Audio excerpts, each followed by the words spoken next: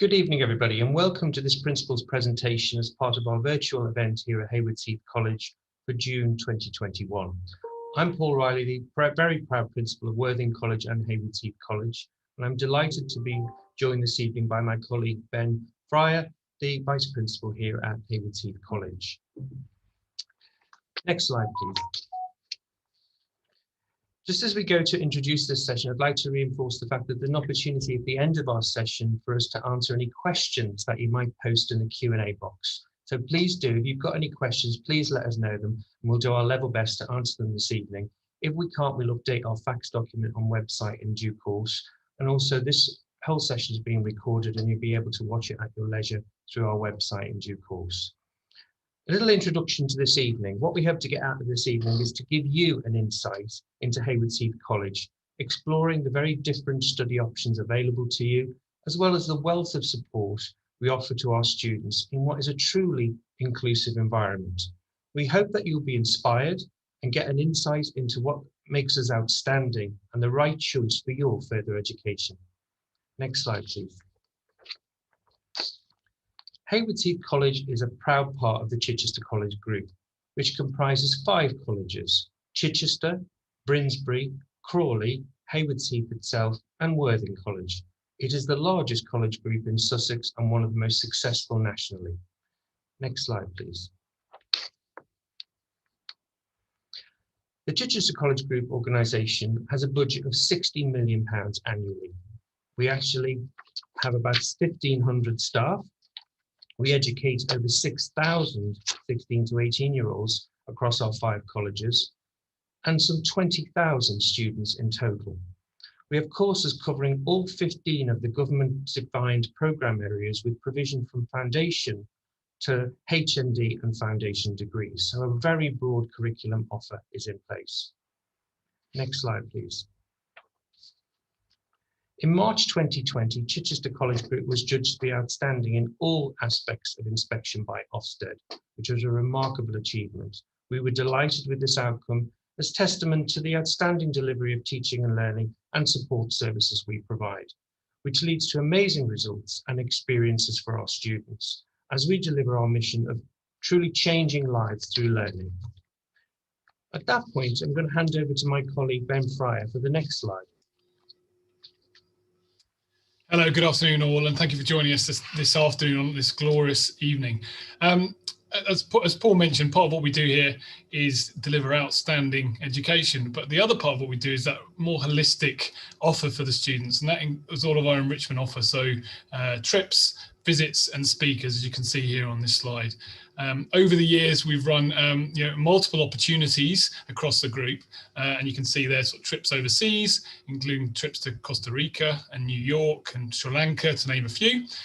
We also have European adventures, trips to La Manga in Spain, skiing in Austria, city breaks to Berlin and Paris, focused on exploring or being curious about the education here as well. We've also enjoyed hundreds of visits to various UK landmarks and tourist attractions, theme parks, Houses of Parliament, visits from MPs, guest speakers coming in, a whole breadth of things put on really to ensure that our students not only develop in their courses, but also all that wraparound education and skills training, which I think is really important here. Next slide, please, Courtney. Part of the way we do that as well is we have student tutors, personalised student tutors providing holistic pastoral support. Each student will have weekly meetings with their tutor and regular one-to-one visits, one-to-ones focusing on transition progress, achievements, destinations they're going to go to next. This weekly tutorial programme we call ACES, and it focuses on interactive workshops centred around personal development, focusing on ensuring students gain the attitudes, A, C, choices, E, employability, and S, skills to support and realise their vision of preparing them and inspiring the next generation of global citizens. So no one misses out and everyone has a focused, personalised tutorial programme to them. Next slide, please. Part of that team is something called Progression Plus, and they're a team that provide our students with a range of opportunities that promote apprenticeships, higher education and a careers advice across the college. For example, the team are currently promoting Future Weeks, and so Grace McKenzie, who's one of our Progression Plus advisors here, is putting on sessions for students who are considering applying to university and taking them through the UCAS process here for our year one students, or looking at alternatives to university. And they put on a variety of generic programs. They link in with universities, link in with employers, internships, but they also give one-to-one advice to students. And I met with a student today, part of our student executive team, who had 3 or 4 meetings and just found it really useful throughout the year as she's planning on her next steps onto be a physiotherapist. Next slide, please. So I think this is back to me. So maths and English is incredibly important for your progression on your courses and beyond, whatever your destination of choice, whether that be to an apprenticeship, further education, higher education, or employment. Students who don't achieve a grade 4 in maths or English or both may be able to resit these at college. It's important to stress that. And courses for maths and English retakes run alongside the full-time courses of choice for individual students who enroll here at Hayward Heath.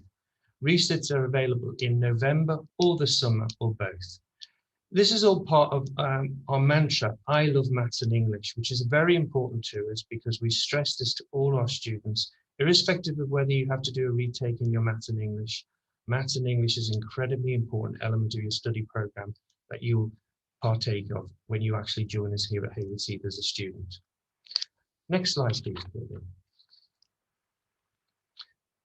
So at Hayward Heath College, the progression options available to students in 2021 include a very broad mix of A-levels, from the classics like English and history to the full suite of science subjects like biology, chemistry and physics. Modern foreign languages are there as well, Spanish and French. 2 new subjects you will not have partaked of at all in terms of your Key Stage 4, which is the end of your time at school, but with things like electronics, sociology, film studies, media studies, and environmental science. We also have an equally broad range of academic vocational diplomas, equivalent to 1, 2, or indeed 3 A-levels. What is unique at Hayward Heath College, akin to what is available at Worthing, is the extent of the flexibility you have to enroll on a mixed economy of A-levels and academic vocational courses to make up your study program. All options are available to students who meet the minimum entry requirements set out in our website and prospectus. Some students can also progress onto a wide range of apprenticeships offered through Chichester College Group as either a progression option from their courses at college or as a direct alternative to college-based courses, and more will be said about that later in our presentation.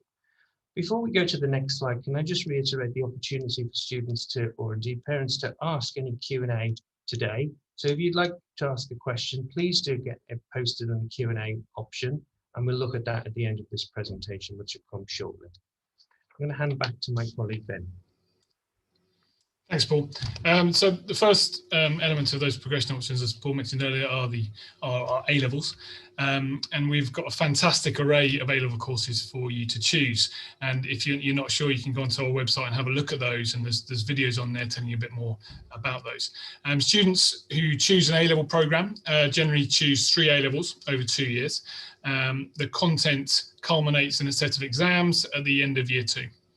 Our A-level pass rates across the group are some of the best across the South Coast, and we are very keen to ensure that success is replicated here at Hayward Heath. And looking at our first year of students, that absolutely looks like it's going to be the case. Next slide, please. The vocational qualifications are, again, theoretical qualifications that relate to a specific job or career sector. So unlike more academic courses like A-levels, they combine a mixture of that theory and academia with practical learning, and you'll probably do some work experience alongside that too. The question most often asked by students is what's the difference between A-level and vocational courses, particularly the level 3s.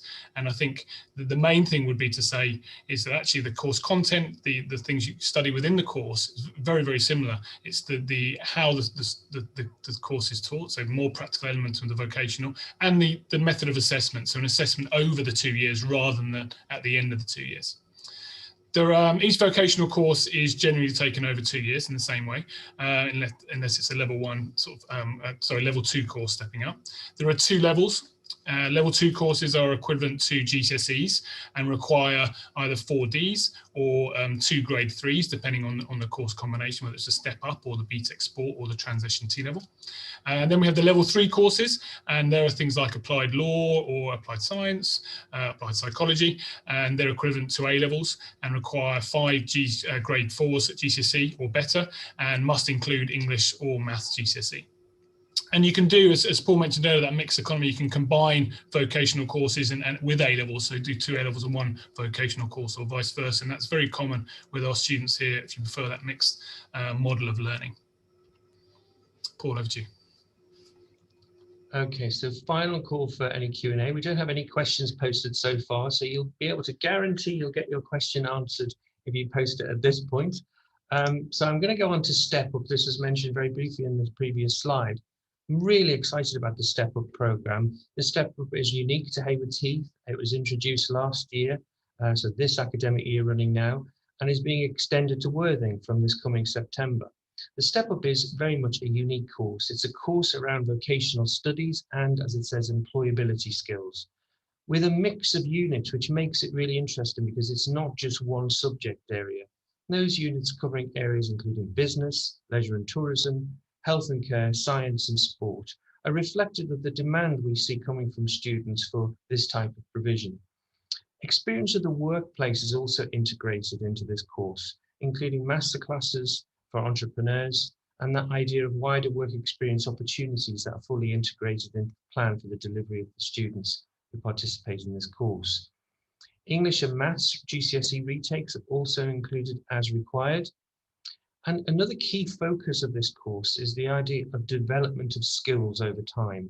We recognise that students who enrol on the Step Up programme have not met the entry requirements for the level 3 courses, which may be their first choice. However, what we actually do is focus very much on developing those skills to support students in planning for their next steps beyond the Step Up programme, and that's where it gets its name from.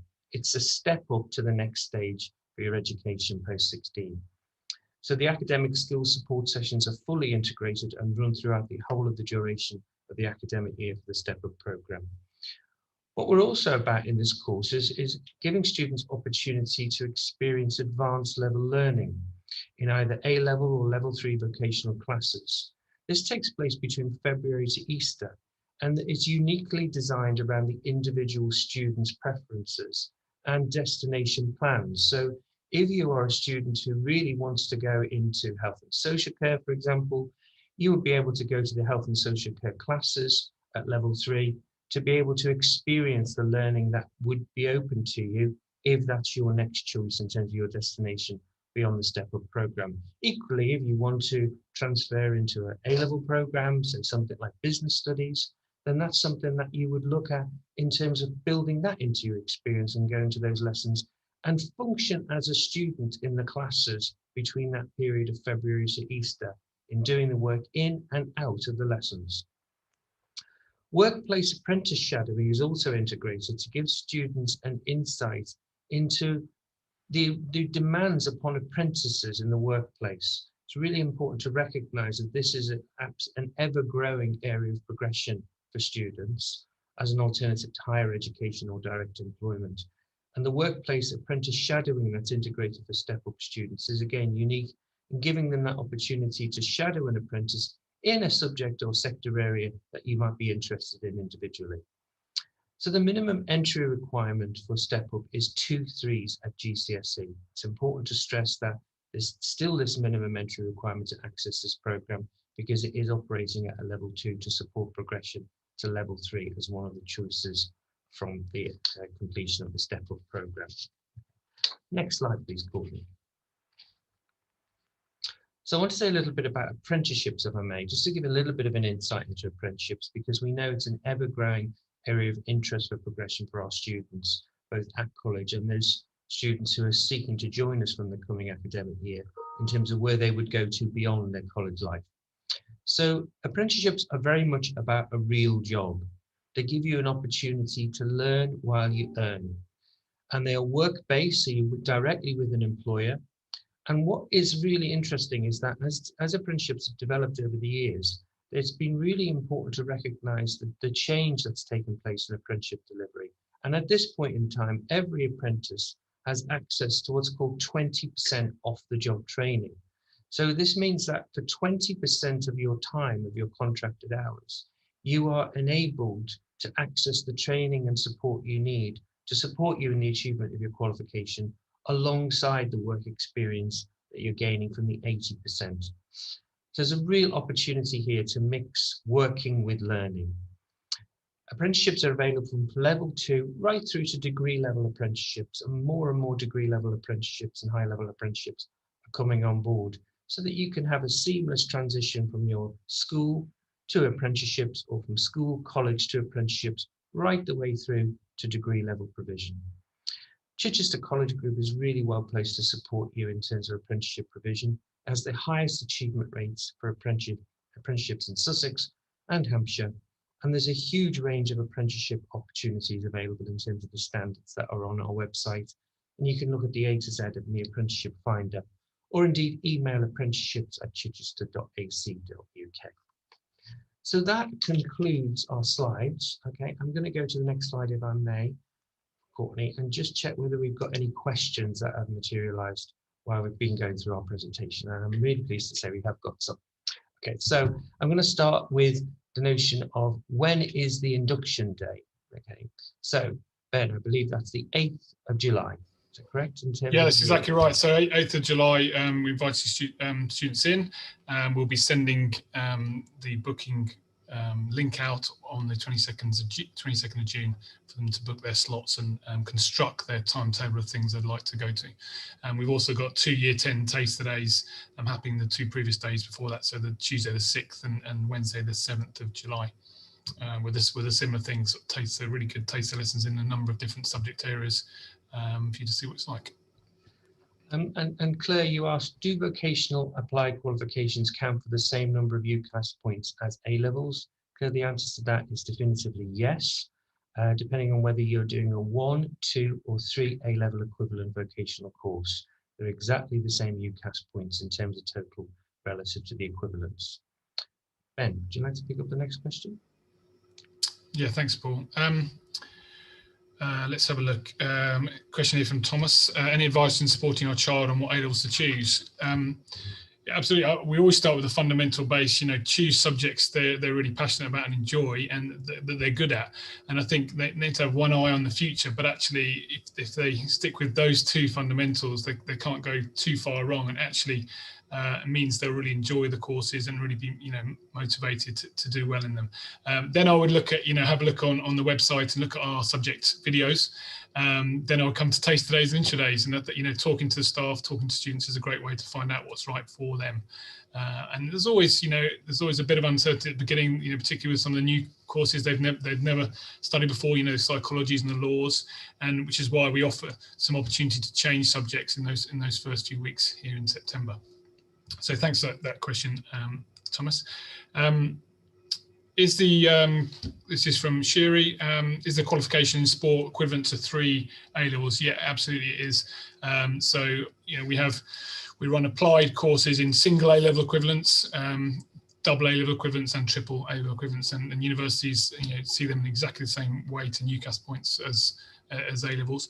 And we're looking, and when we mentioned the T-level transition program at level 2 for next year, that'll be a course that will filter into or plan progression into a new T-level here in education and childcare for the following year. So that'll be September 2022. So thank you, good question. Paul, did you want to pick up a couple? Yeah, can I pick up the question? As anonymous attendee is asks, please can you give information about what happens on GCSE results day? Are the students required to communicate results to you, the college, on August 12th, or is this done in September? So that's done in September. The student doesn't need to let us know what their results are on the 12th of August. We will get that information automatically late summer from the schools and from the unique learner reference that we can access. But also we're in a position where we will ask that for clarification of that evidence base come September. So it's really important to recognise that you don't need to do anything as we move forward. Okay. So just as we speak, my Q&A box is frozen. So I can pick up one actually, Paul. Looking at so, this is a great question actually, and it's something we've been thinking a lot on, reflecting on what have you learned in year one of Hayward Heath that will lead you to do things differently in year two. And I'm sure Paul will pick up a few points as well. But it's been such a very strange year in lots of ways this year, and I suppose it's led us to being really flexible in terms of our learning, to listening to students, and that's always been a big part of what we do. Actually, the student voice here is a really integral part of our decisions and refining what we do in the process, and trusting what they say in terms of the best way for learning for them, but also trusting what our staff say and do. It's been a challenging year in education, and they've just responded so well, both staff and students, to it. So I think one of the things we go on to continue to do certainly is trust students, trust staff, that in terms of their education, and listen to them moving forward. Forgive me if you picked up on this from Thomas Box, but any advice in supporting our child on what A levels to choose? Yeah, I've done that one actually, but he's got another one, Paul, in there, which is when do we need to apply for our child or student?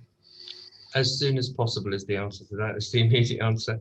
But I just wanted to really say a little bit more about that A-level choices. The fact that the course guidance meeting and the enrolment will enable you to make the right choice in terms of the advice and guidance we're able to give. But it's really, really important to follow passion. I think it's, you follow your passions, you follow your strengths. Some students really have not homed in on what their true strengths are until they get those results in the summer. And some students really want to follow passion, and that's really important as well. But it's really, really important to recognise the one thing you don't want to do is to put any barriers up for any potential progression that you want to go for. So if you want to go and be a barrister, or you want to be an engineer, or you want to be a lawyer, whatever it is, then you really need to understand what are the demands of those opportunities in terms of the choices that you might make at post-16 education. Just pick up a couple of quick ones, Paul, actually here. So sorry, bear with me. Two quick easy ones to answer. What are the facilities for science like at Hayward Heath? And really easy. First class, we've got 5 science labs, all state of the art. It's really great for both the wet sciences and the kind of dry sciences. And I think you'll have an opportunity to do those. The applicants came around for tours recently, and we're I think really blown away by them. But obviously there'll be opportunities to see them when we can get that in. The other question is, will I need a laptop for lessons? Yeah, we do something called a bring your own device campus, and a lot of what we do to support our learning here is IT, and we use a number of different systems to ensure every student can access the resources and have the support they want in class all at the same time. So we ask students to bring a device with them, a laptop or something they can write on. But we also have a stock of laptops here that are available for students to take out on short-term loan to just support their learning. And then for those students who want to have something at home and might apply for the learner support grant and actually be able to get some IT equipment through that loan as well. Paul, I don't know if you can see the questions. Do you want me to read them out for you, or if you pick those up? I can't see any more questions, but I think so there's a couple here which might be worth answering. What are the music facilities like at Hayward Heath, and what are the facilities like for art, please? So the facilities at art are just outstanding, I have to say, in terms of the mix between the different types of visual art subjects. So you've got the textiles, the graphics, and the fine art and the photography. We have a dark room facility for the photography, for example. And what is really, only the other day I was in an art room and seeing the light in our environment is really strong in terms of the setup of the environment where it's located for visual arts. It really enables fantastic work to take place in the visual arts. And they're very, very lucky to have the space that they've got, not only for the production of their work, but also for the exhibition of their work. So later in this term and moving through to next year, we're planning on lots of idea of exhibiting our students' work around the college in some really fantastic open spaces. So it's really important to recognise. I'm just looking at the chat function, which I can see, Ben, and one of the questions in there is, do students ever do 4 A-levels, or is 3 the limit?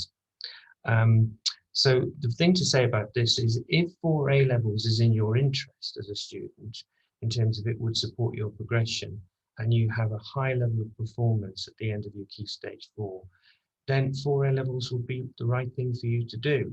But we would base that on information, advice and guidance in a discussion, both in your course guidance meeting and at enrolment. There is no direct advantage, technical advantage, to doing more than 3 A-levels, because all universities throughout the world, even the most competitive university progression, such as Oxbridge or Harvard or other Ivy League universities in the States, would only ever base an offer on 3 A-levels. So it asks you to achieve a certain profile of grades or a certain number of UCAS points, but it would never be based on 4 A-levels. An advantage example of doing 4 A-levels is where you might want to do maths and further maths alongside 2 other distinct courses. That's a really often a common example that is used. Or it might be that you want to do, 2 visual arts subjects and 2 classic subjects. For somebody who wants to go into journalism, for example. I've had examples of that over the years where students have done 4 subjects based on that example of progression planning. Anything else, Ben? Oh yeah, there's been a flurry in the chat and on the thing, so I'm just going to try and I'm just wary of time. I'm going to run through as many as we can. Actually, some are quite quick. A few about facilities again, which the main thing is you come and have a look when you are able to. But yeah, the facilities for drama and the theatre are fantastic. We've got a big hub theatre which we use, and there's 4 studios off that, a dance studio and 3 other studios. Will the football pitch be ready for September? Yes, it will, Shiri. Yes, we're really keen to go. It's almost there now. We wondered whether we could get games in it on this side of term, actually, but we decided to move it to keep it perfect condition, ready to become the fortress in September. And that's a football rugby pitch, and obviously we've got the sports hall here for netball and other sports, indoor sports, as well as the S&C, the strength and conditioning gym. Do you have a library on campus? Yes, we do. We call it the LRC Learning Resource Centre, which has a kind of computer room attached to it, and it's in the heart of the building. So the additional learning support room is off that. The Progression Plus talked about earlier is off that as well. And so yeah, really important part for our students to do their own independent study in there. And there was one question from Keely Dodge, fairly specific, but we're moving from the US next summer. What would be the best way to see it in terms of some kind of virtual tour? Is it not been able to attend open day? I would just say any questions like to get in touch with the info@haywardsheath.ac.uk, and we'll try and arrange something for you when we're safe to do that. And those, we're hoping those will start to open up, and certainly if we'd like you to see the facilities and before you make applications. There was one from Doug, which is, what is the timeline for applications and offers? We've had a number of people apply all across the year for September. Applications are still open for September. We've got, I think, about 500 students who have accepted places here for the new cohort. And offers, they would then have a CGM, a course guidance meeting, and would make them an offer from there. But those happen right up now until September, the bulk of which are done. But we do accept late applications and really try and support those students making last-minute changes or moving into the area, etc. I have to say, I can see that all the questions now, and it's great to see the questions coming through around the visual arts and performing arts as well. And to reiterate, the highest possible standard of facilities in all of those areas, commercial standard facilities, I would say, in things like the performing art area particularly. So thank you very much for those questions. I think that's really reiterating that there's a great interest out there amongst Hayward Heath students in terms of the visual and performing arts, as well as the classics and the science-based subjects. So at that point, I think we need to conclude our presentation this evening and to end answering those questions. If there's any more questions come through, we'll make sure we update our frequently asked questions. Just want to thank you for attending and listening to the presentation this evening. And good luck with your application if you haven't applied. And for those that have, we look forward to joining our community from September 21. Stay safe, everybody. All the very best.